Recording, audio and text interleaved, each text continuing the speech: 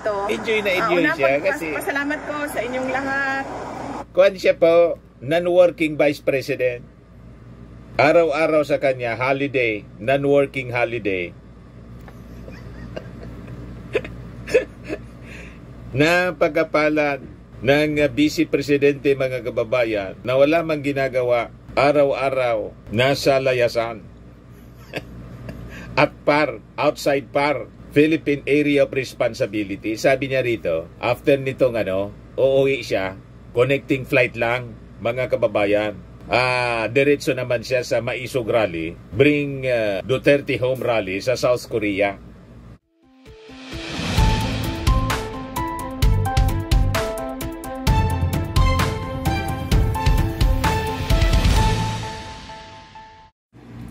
Hello po mga kababayan, si Dante Maravillas, Bicolano vlogger, broadcast journalist from Albay. Nag-warning si Sara laban sa kumakalat mga kababayan na fake photo ng kanyang tatay. Iyon nagpapakalat po ng fake photo ng tatay niya, AI generated. Mga DDS.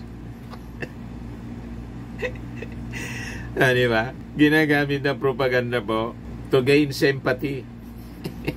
May bagong interview kay Sara Duterte. Lahat na naman po propaganda laban sa Congress at saka sa ating Pangulong Bongbong. Talagang dumadayo siya. Umiikot sa iba-ibang bansa. Ngayon bumalik sa The Hague yung non-working vice president. Para lubos-lubosin daw yung pagbisita sa kanyang tatay. At kada pagbisita doon mga kababayan, may interview sa kanya.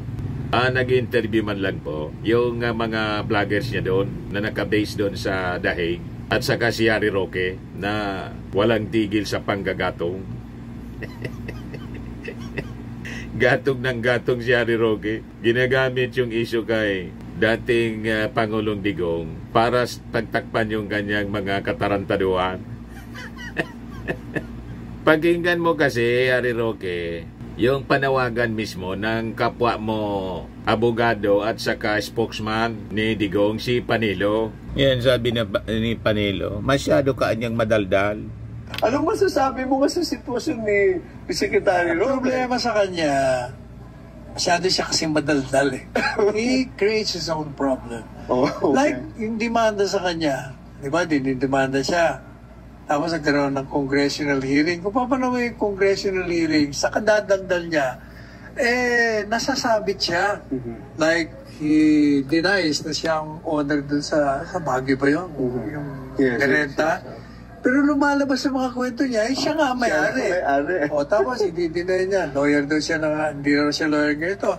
Pero lumalabas sa mga dokumento, lawyer nga siya. Mm-hmm. Kaya sabi ko, ang one of my papayo ko, umuwi siya rito, harapin niya, abogado naman siya. Hindi porket inakusahan ka, totoo. Di pagtanggal mo sarili mo. Bumalik ka na para na totoong lalaki. Di ba? Face it like a man. Kung totoong lalaki daw. Be man, face it like a man. Man up! You see, ginagamit ni Harry Roque ang issue ni Tatay Digong niya para pagtakpan yung mga katarantaduhan niya mismong mula sa bibig ni Panelo. Ang lahat daw na trouble mo, kagagawan mo lang sa kakadaldal mo, kaya dumaldal ka lang na dumaldal. O diba? Lahat man sila, kahit si Sara Duterte at saka si Digong, yung mga ebidensya galing sa kanilang bibig, sa kakayabang. Pagkatapos, nagpakalat yung mga DDS ng picture ni Digong na butot balat na, AI generated po. O ngayon, mismong sa bibig ni Sara, nag-warning siya, BP Sara warns against fake photo of Dad Rodi in hospital. Yan po, AI generated siya just to gain sympathy. Ang nagpapakalat po, mga DDS man lang. Ang kita ninyo mga gawain nila. Sabi dito sa balita, during a chance interview with supporter sa The Hague, kahapon, in-update niya tungkol sa kalusugan ng kanyang tatay, yung mga tao doon sabi ni Sara, hindi man na niya siya bedridden. Tulad ng ipinapakita sa social media na photo. Yan o. So, hindi totoo yung photo na yon. Malamang edited yung photo na yon. Ibang pasyente yon. Inano lang nila ang muka ni dating Pangulong Duterte. Wala po siya sa ospital ng detention unit. Nandun po siya sa regular na wing ng detention unit. At kanina, naglakad-lakad naman siyang mag-isa. May dala-dala siyang tungkod. So, clearly, wala siyang sakit. Kumbaga, kailangan niyang mag-bedridden. Yung tungkod ni Digong, siyempre matanda na, 80 anyos na po. At kahit hindi pa siya dinideliver doon sa dahig, yung galing pa lang siya sa Hong Kong, na sinalubong sa naiya ni General Torre, dati na siyang nakatungkod. Talagang confirmed, mga kababayan, propaganda ng mga supporters ni Sara Duterte to gain sympathy mula sa mga mamamayang Pilipino. Pilit nilang niloloko, mga kababayan. O mismong si Sara Duterte na yung bumasag sa mga supporters nila. Nakita ninyo na? Yan nga, masayang masaya si Sara, mga kababayan. Ang masyadong nag-aalala po si Bato de la Rosa, si Robin Padilla, si Bongo, pati si Alan Peter Cayetano. Pero yung mismong immediate family, hindi mo makitaan ang pag-aalala. Oh. Pakinggan natin, mga kababayan, yung parte ng interview. Ayun lang, ma'am. Oh. Masayang masaya. Salamat sa tanong mo. Dahil kaninang umaga, ma'am, meron pong nagpadala sa akin ng photo na mukhang nasa hospital bed si dating Pangulong Rodrigo Duterte at meron siyang hospital tag, 2 band sa kamay niya. So hindi po totoo yung photo na yon. Praise to the Lord. Hindi totoo yung photo na yon. Malamang edited yung photo na yon. Ibang pasyente yon. Inano lang nila yung mukha ni dating Pangulong Duterte. Wala po siya sa hospital ng detention unit. Nandun po siya sa regular wing ng detention unit. At kanina, naglalakad naman siya, albeit may dala-dala siyang tungkod. Oo, may dala-dala siyang tungkod. So clearly, wala siyang sakit na, kumbaga, kanya maging bedridden. Narinig na ninyo sa bibig mismo ni Sara Duterte. Huwag kayong nagpapaniwala sa mga DDS kasi napakahilig nila magpakalat ng fake news. Si Sara mismo ang bumasag sa mga fake news na pinapakalat nila para gamitin po sa panira sa ating Pangulong Bongbong Marcos sa gobyerno. Ayan yung simula ng interview kay Sara. Guys, ang ano nila, bus stop at mga tram rides nila. Tram stops nila dito. O, kita mo? Laging nakatawa si Sara po. Ilang beses na rin ako nawala dito. Enjoy na enjoy siya kasi pasalamat po sa inyong lahat. kuwan siya po, non-working vice president. Araw-araw sa kanya, holiday, non-working holiday.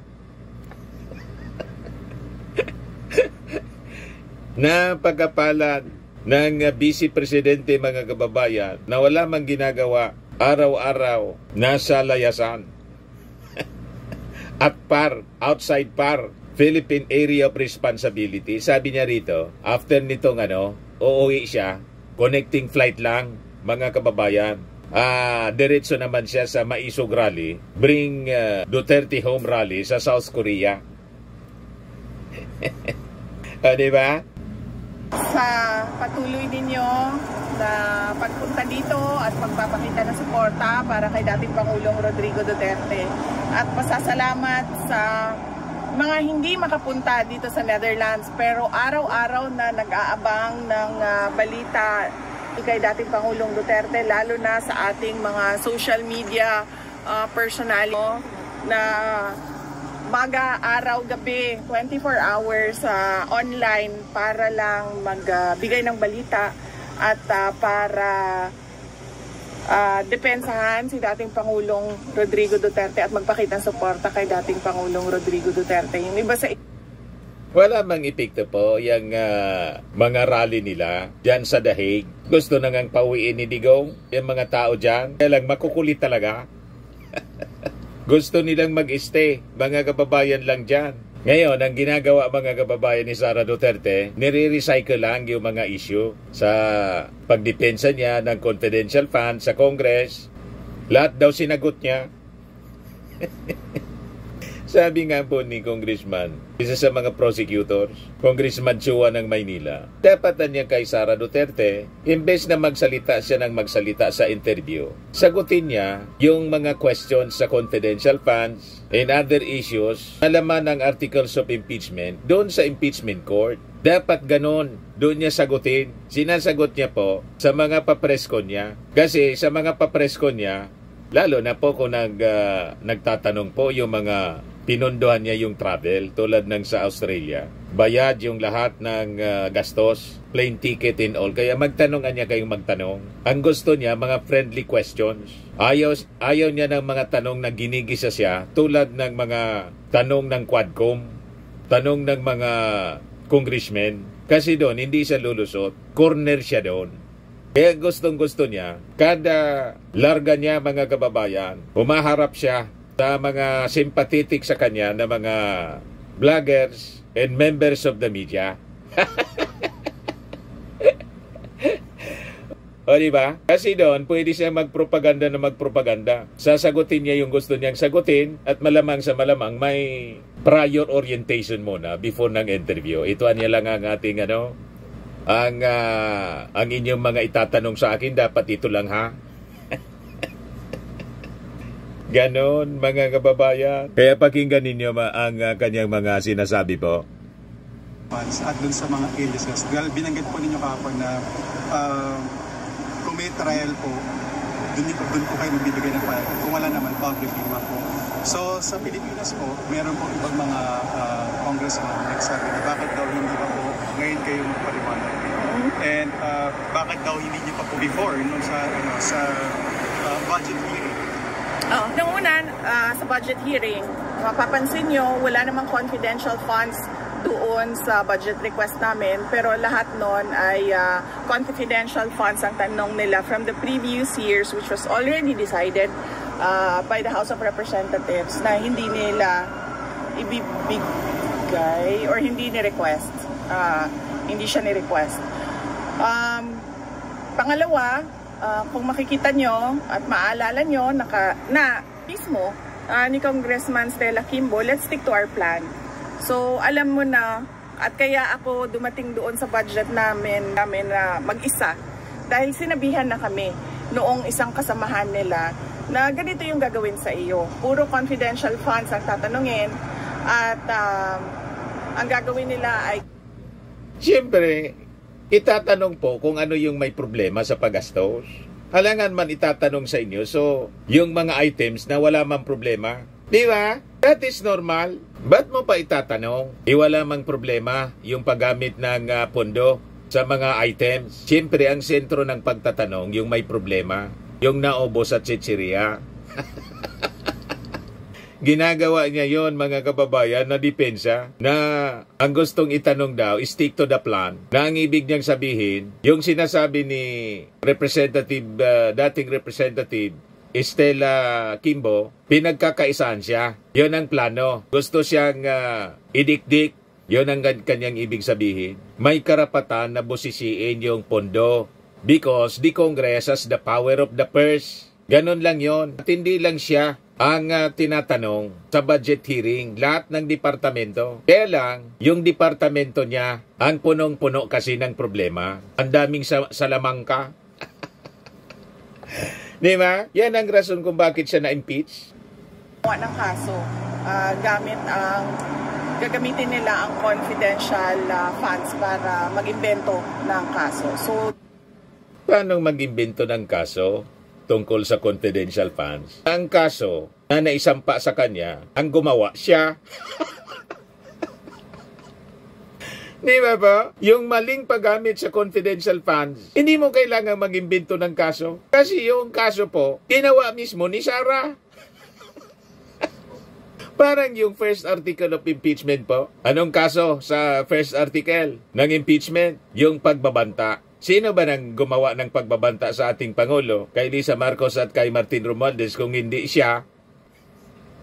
Di ba? In like manner, itong sa issue ng confidential funds. Sino ba ang gumamit ng confidential fund sa maling pamamaraan? Yung Congress ba? Yung Congress, binigyan siya ng pundo. Mali yung paggamit niya. Kaya siya may kaso. Kaya ang sinabi niya, nagawan siya ng kaso. Mali po yon. Ang gumawa ng kaso niya, siya mismo. Parang yung kanyang tatay. Bakit siya may crimes against humanity? Nag-educate siya kasi. At proud pa siya na i-announce sa buong mundo yung kill niya. Ngayon, nandyan siya sa dahig. Di ba po, mga kababayan? Mali ang mga sinasabi ni Sara. Pumunta ako doon na mag-isa during the budget hearing dahil ayokong inaapi at pinapahiya yung mga kasamahan ko sa Office of the Vice President. Wala pong nangapi at hindi pinapahiya. Tinatanong ng matino, kaya lang hindi masagot ng matino kasi may tinatago. Kung halimbawa sila napapahiya kasi mali-mali yung sagot, may pinagtatakpan eh. Kaya ang nangyari, sa kakatago, sukol na, ayun, sumikip yung pakiramdam. Sumikip yung panghinga. Itinakbo sa tinakbo sa ospital. Sukol na sukol kasi po. Yung kasinungalingan kasi po, hindi na maidepensa. Walang nagpapahiya sa kanila. Hindi lang nila masagot ng matino. Kaya sila napapahiya. Gumawa kasi, mga kababayan, ng kawalang hiyaan. Puro, chichiriya yung beneficiary. Yan ang katotohanan, mga kababayan. Noong namang hindi nila nakuha kung ano yung gusto nila during the budget hearing dahil sinabi ko na sa kanila na bahala na kayo kung anong budget ibigay nyo, wala namang... Palusot mo yon. Bahala na kayo kung magkano lang yung budget na gusto ninyo. Kasi hindi mo nga maipaliwanag. Para hindi ka natanungin. Hindi man maaari na gano'n na lang ang gagawin po ninyo. Hindi na lang ako hingi ng budget, additional budget. Bala na kayo kung magkano ang ibigay ninyo. Yun ang gusto niyang mangyari para tumigil na sa katatanong. May nagawa kasing mali. Huwag kami, Sara Duterte. Hindi mo kayang paikutin ang ating mga mamamayang Pilipino. Kitang-kita yung mali. Problema sa amin, tutuloy pa rin yung trabaho namin. Anong tuloy ang trabaho? Non-working Vice President ka nga. Humingi ka pa nga ng additional 700 million, naging 900 million. Pinagbigyan ng DBM. Pero you have to defend that budget sa budget deliberation uli. Humingi pa po, in-increase ng DBM. Pinagdagan ng 150 million yata yun. Yan DBM boast OBP budget to 903 million for more personnel, IT equipment. 170 million yung increase po ng funding ng Office of the Vice President. For OBP's additional personnel in information technology equipment, sabi ng kanyang bagong spokesperson na si Ruth Castello, mula sa 733 million to 903 million pesos. Kita ninyo, dumagdag pa ng tao. Pero yung Vice Presidente, non-working Vice President, laging holiday. Anong gagawin doon sa equipment at additional personnel na hindi man nga nagtatrabaho? Laging nasa biyahe. Diba? Logi talaga po ang ating mga mamamayang Filipino. Bukas sila ng investigation sa loob ng House of Representatives. 2 beses ako pumunta doon. 2 o 3? 2 beses. Pumunta ako doon nung pinatawag nila ako. At nila ako kahit wala sa rules nila. Wala daw sa sinabi rules. ko, bakit nyo ko pag-oath na wala naman sa rules? Lahat po, pinag-oos na magsasabi ng totoo. Ayaw niya kasi mag-oath kasi ayaw magsabi ng totoo. Di siyempre, hindi na siya tinanong. Wala man kasing silbi na magsasalita doon, hindi man siya naka-oath. Grabe talaga po itong si Sara Duterte. Na kailangan mag-oath ang resource persons. In fact, lahat man kung pinag-oath. tingnan nyo yung mga ibang hearings ng House na hindi doon sa amin, makikita mo na yung mga research persons ay hindi talaga pinag-uul. Yung sa'yo kasi investigation. Yung iba hearing. Normal hearing lang. Di ba? Pag investigation, dapat mag-take oath ka. So, hindi nila masagot dahil ang kagustuhan lang naman nila ay manira, diba? So, hindi nila manira? Wala mang ganong wala mang ganong ginagawa ang Congress na manira. Ang naninira po, yung mga DDS at kayo mismo, walang tigil sa paninira. Pati inulit nga na naman mga kababayan ni Sara Duterte yung paninira sa 20 pesos na bugas. Ano ba? Manira, diba? So, hindi nila sinagot. Umupo ako doon. Sabi nila, wala na kaming matatanong sa iyo kasi hindi ka naman nag-oath. Pero ready akong sumagot kung ano man yung tanong nila kahit wala akong oath. Diba? So, wala silang tinanong. Noong sunod na pumunta ako doon, sinamahan lahat balubagi po? Mga invitees nila galing sa Office of the President dahil pinoprotektahan ko lahat nung mga kasamahan ko sa Office of the Vice President. In fact, kung hindi nyo napapansin, marami dyan ang hindi pro-Duterte sa Office of the Vice President. Dahil pumunta ka doon, pinoprotektahan mo yung sabi mo kasi baka makapagsabi ng totoo. Yan ang totoo niyan. Kaya binantayan mo na. Kaya nanikip yung panghinga ni Zuleika Lopez at saka yung isa pang staff mo, kapwa itinakbo sa ospital kasi baka makapagsalita ng totoo. Di ba pa? Kamihan dyan sa kanila ay galing pa sa panahon ni Vice President Binay at Vice President Leni Robredo. So dilawan at pingklawan talaga ang ibang mga tao dyan sa Office of the Vice President. Pero lahat yan pinoprotektahan ko. So sinamahan ko sila doon at pinoprotektahan ko sila. Pero nung sinabihan ako na you cannot speak without taking an oath, so nag-oath ako. Nung nag-oath naman ako, may tanong ba sila kahit isa? Alvin? Wala. Kahit isang tanong, walang tinanong sa akin. So, anong sinasabi nila na hindi ako sumasagot? Sumasagot ako. Pinadalhan kami ng letter ng Commission on Audit dahil sa pagpipilit ni Congresswoman Franz Castro. Sinagot namin. Pinadalhan kami ng letter ulit ng COA. Sinagot naman namin. Maayos naman yung sagot ng Office of the Vice President. So, hindi ko alam kung saan nanggagaling ang sinasabi nilang ayaw ko sumagot. Ngayon, ayaw ko sumagot kasi nag-file sila ng impeachment. At sinabi ko, since nag-file kayo ng impeachment, ay doon natin sagutin. Ngayon, sabi mo ngayon, doon natin sagutin. Pero yung mga abogado mo at mga kaalyado mo, mga senador, gustong ipadismiss. So walang mangyayaring sagutan kasi walang trial. Kita ninyo? Bali-baliktad ang kanyang mga sinasabi. Sabi niya, I want a bloodbath. Pero ang aksyon ng kanyang mga kaalyadong senador, dismissal without the benefit of trial. Ngayon, ito na naman ang sinasabi niya. Hindi siya sumasagot kasi may impeachment. Di gusto niya daw nasagutin sa impeachment trial.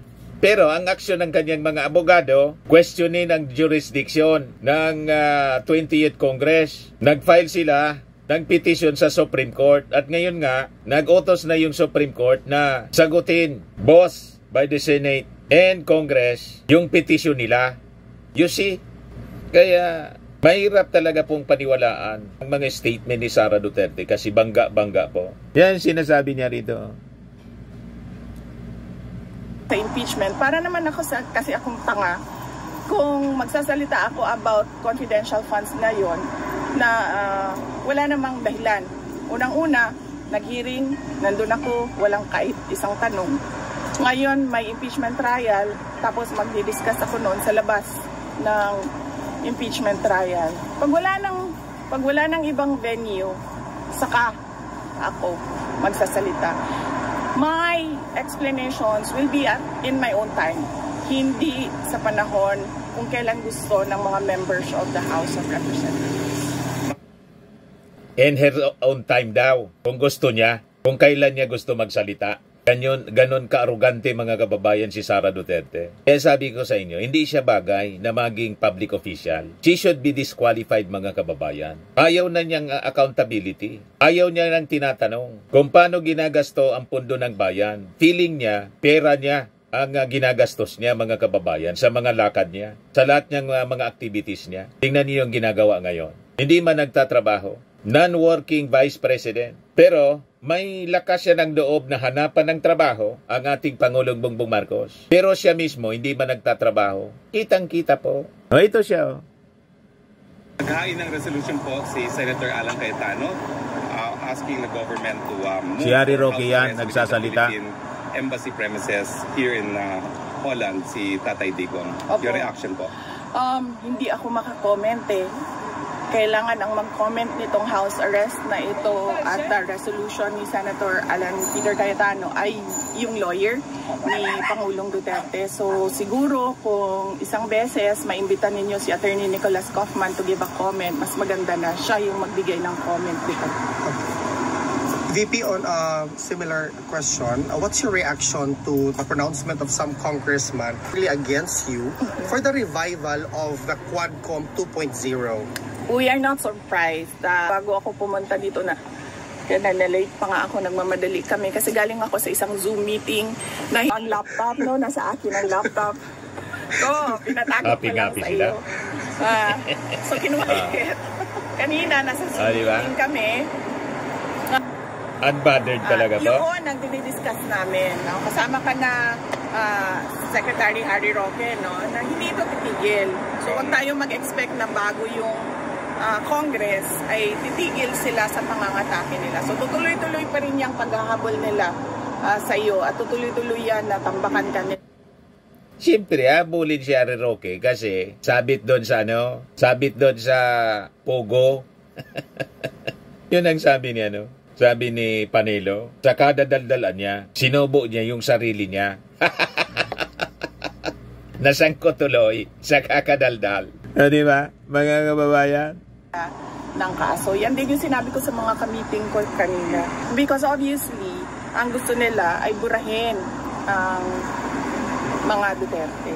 At walang ganon. Ang bumubura po sa inyo, yung sarili ninyong kagagawa na katarantaduhan, tulad ng tatay mo, kaya nakulong, nandyan sa dahig, because of crimes against humanity. Siyempre, magrireklamo yung mga biktima. Ang gusto kasi ninyong mangyari, gumawa lang kayo ng mga kalukuhan ninyo, katarantaduhan, crimes, pero dapat lusot lang. Walang dapat magreklamo. Yan ang mindset ninyo eh. Mang-apak ng ibang tao, tulad ng mga biktima ng AJ case, pero dapat walang maghahabol sa inyo. Walang ganun sa mundo po. Crimes does not pay. Sabi nga, crime does not pay.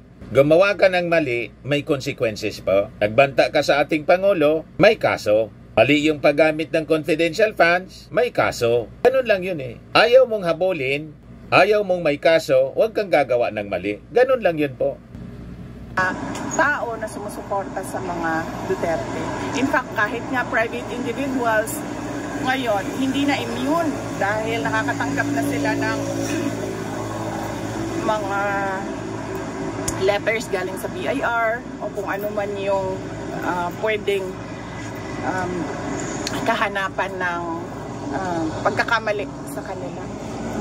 Hindi ito. Harassment daw sa kanila, yung ginagawa mga kababayan. Sila yung mahilig gumawa ng ganyan.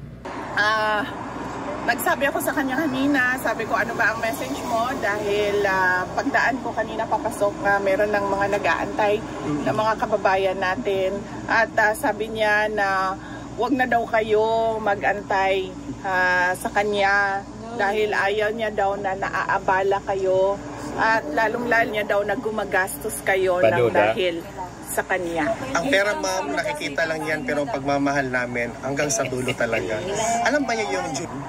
Nakalimutan ko sa bukas na lang ma'am. Tomorrow ay Monday is another day. Tuesday, sa July 19. Imbitahin ko nga siya, no? Sabi ko, I already asked this to your former president, like I said, that that we are not giving him a burden that we are giving him? Does it affect his health? I don't think so, ma'am. Maybe he's just thinking of your comfort. Comfortable here, madam. We're so happy together here. Eating fat. Hello, everybody. Yes. Yeah. How about you, Last question dito. VP, saying na it's so expensive for the lawyer. Why, lots of money. Therefore, the total players have lots of money. Hindi ko alam kasi hindi naman ako nagbabayad. Hindi ko alam. I am not paying for Attorney Kaufman, and I do not know the professional fees arrangements between Attorney Kaufman and former President Duterte, because it is confidential and between the lawyer and client only. So I'm not paying for his legal I had an argument. I told somebody, the Philippine people are willing to pay. At ayaw din yun. At ayaw din ni dating Pangulong Duterte na Parang may mali siya yun. The Filipino people daw willing to pay for the attorney's fee. Malamang ang intensyon nun, mga kababayan, mag-fundraising. Hindi man kailangan. Ang sabi ni Sara Duterte, hindi niya daw alam kung magkano. Pinapa-react si Sara Duterte noong supporter niya. Kasi may mga critics daw na nagsasabi, milyon-milyon yung bayad sa attorney's fee. Hindi niya daw alam kasi confidential daw yon between the client pagkatapos si Attorney Kaufman kung magkano yung bayad. Naniniwala kayong hindi alam kung magkano yung attorney's fee? Sabihin pang hindi siya nagbayad kasi talagang hindi man kailangan. Siyempre, may pera yung nakatago si Digong. Alangan mo wala. Di ba po, mga kababayan? Lot drama po. Ayan o. Sa mga kababayan natin na palaging nandito, nakasuporta sa iyo, sa iyong ama at sa buong Duterte. Yes, oo. Nagpapasalamat ako mga kababayan sa patuloy nila na suporta. No? Yung mga pumupunta sa Hague at pumupunta dito sa Duterte Park para ipakita ang kanilang suporta. Lahat kayo.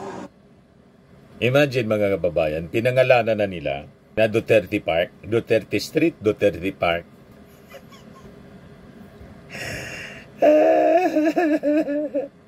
Grabe po. Illegal naming ng park, unauthorized by the Dutch government. Manang-mana sa China po. Tinatawag sa kanilang pangalan, Chinese name, yung mga territory na sakop natin at doon sa India. Kiniklaim nilang sa kanila na, pinangalanan na nila. Di ba? Ang tawag nila, Duterte Park. Magamit ng sarili ninyong pera para magpakita ng suporta at taus-puso yung pagpapasalamat namin. Wag lang natin kalimutan na ang ipinaglalaban nating lahat ay hindi yung tao, hindi si Pangulong Duterte o hindi si Inday Sara Duterte. Ang pinaglalaban natin dito ay yung bayan natin. Anong pinaglalaban yung bayan na wala man kayong ginagawa ng mabuti para sa ating bayan, hindi nga kayo magtrabaho, laging non-working holiday. Di ba? Binigyan kayo ng trabaho sana. Kung kayo ni team ka pa, wala mang nangyaring matino sa DepEd. Di ba? So malinaw po na pinaglalaban ninyo pang sariling political survival. Hindi man yung ating bayan. At bawat pamilyang Pilipino. Yung injustice at rendition. Yeah. Anong injustice kay Digong? Ang may injustice po, yung mga victims ng EJK. Di ba po mga kababayan? Kaya nandyan siya for not injustice, due process. He has to face the case filed against him ng mga nabiktima. So, binibigyan siya ng due process. Pero yung mga biktima po, walang due process na nangyari. Mga kaluluwa na sila. Si Digong, sinasabi po ninyo, butot balat. At least may balat pa. Yung mga biktima, buto na lang at kaluluwa. So malabo po itong sinasabi mo, Sara Duterte.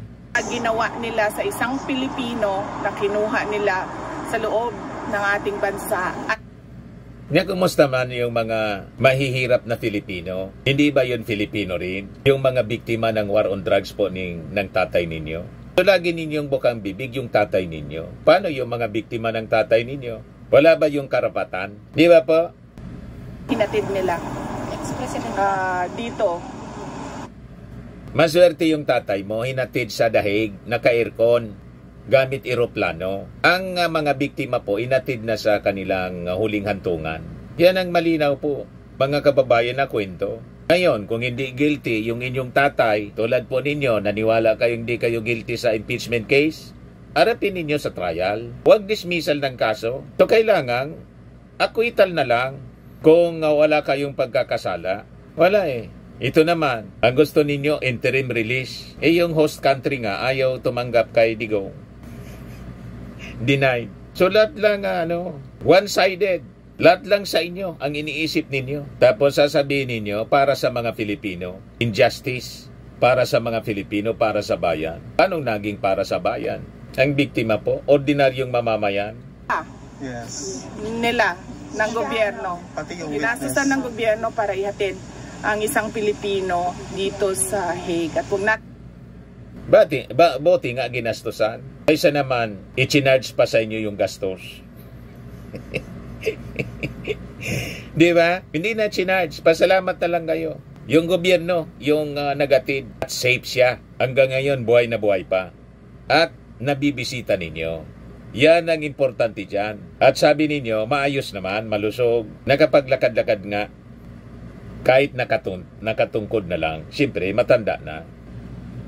Kalimutan ang mga issue sa bayan natin, tulad ng blanco sa budget. Napakaraming mga kababayan natin ang tahimik. Yung blanco po sa budget, hindi pa man kasi yun final, siyempre blanco. Pero ngayon, hindi na blanco. May laman na. Di ba? Sa blanco na mga budget at yung pagkuha. Ang dapat mong ipaliwanag yung nalaman sa budget mo sa confidential funds nang nakasulat sa acknowledgement receipt at mga chichiriya. Yan ang iniiwasan mo eh. Turo ka ng turo ng problema ng iba. Imaginary man lang yung mga kwento ninyo. Pera ng PhilHealth at yung apparent na pagsisinungaling, iba yung sinasabi ngayong araw na ito, iba yung sasabihin bukas. Ikaw yun. At yung tatay mo, napakasinungaling. Dinidescribe mo yata yung sarili mo. Walang ganun po ang ating Pangulong Bongbong Marcos. Maintain niya na tayo ay non-member ng ICC. Di ba? Pero tayo may obligasyon sa Interpol. Kasi nakalimutan ni Digong, ang tatay ninyong umalis din sa Interpol. Yan ang mali ninyo.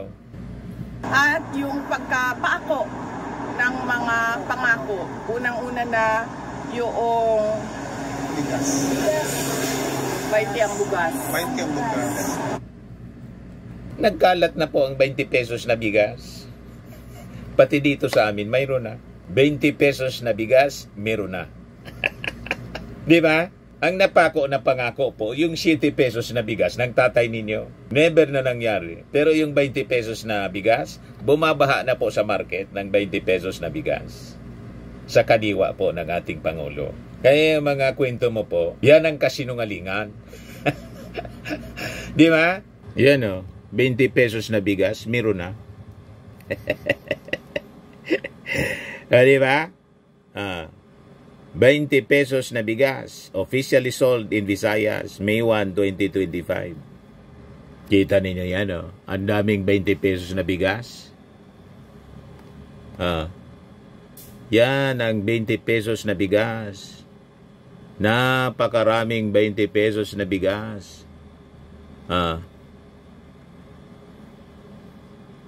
Paanong Hindi tinupad yung mga pangako na pako. Yan o, ang daming 20 pesos na bigas.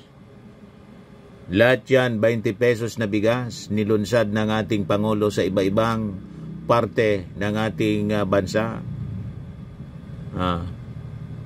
Ang daming bigas. Tapos ang sabi niya, pambobodol sa publiko. Ayan o. Ano po yung amoy niya so far? Ano yung amoy niya so far? Pindot, parang bagong ani. Ganito yung dala namin galing sa Bohol. Kahapon. Bagong ani. So parang bagong ani? Okay. Yung kulay, kumusta naman po so far? Ganun din ang kulay niya. Parang hindi siya maputi, pero mas okay. Ano dyan lang, ang itsura sa mga kanay sa pagkuha-kuhaan.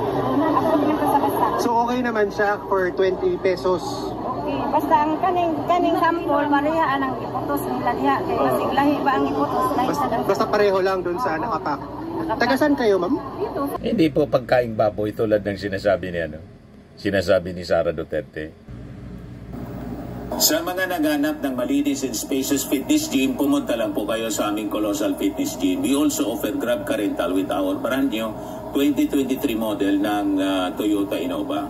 We also accept booking for those who are planning to travel via PAL, Cebu Pacific, and other airline companies, local and international, and bills payment for Meralco Bills, PLDT, Aleco Bills, etc. Ang Colossal Fitness Gym is located at 3rd floor Security Bank Building, Lanco Business Park, Legazpi City, Albay. For inquiries, look for Chilon Maravillas. Contact number 0966-802-0949. Yan yung aming Innova. Lagi na po matao sa amin. Pati mga foreigners po, tingnan ninyo. Mga British tourists sila. Ang lalaki ng katawan na, mga kababayan, nag-gym sa amin. Ito naman po, international. Ito mga mga European sila. Ito naman yung bago naming product na binibenta online, iGlow Serum. Whitening po siya galing sa South Korea.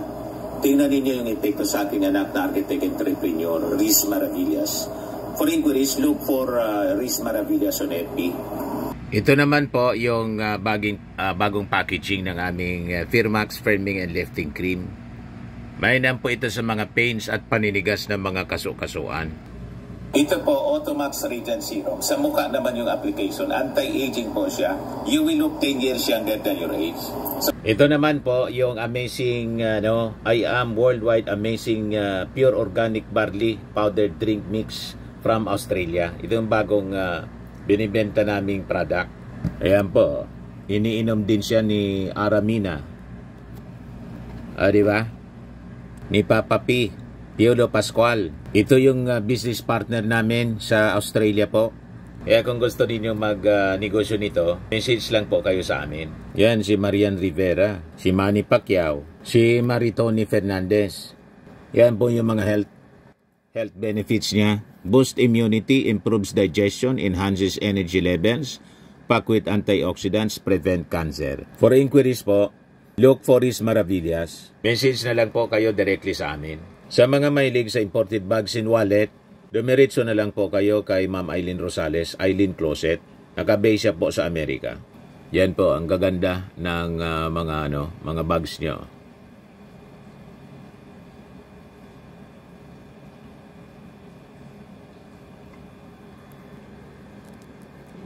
Yan si Ma'am Eileen Rosales.